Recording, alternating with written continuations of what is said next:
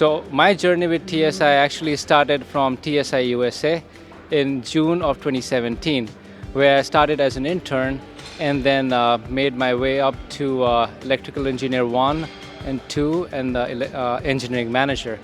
Then I joined TSi India in September of 2024.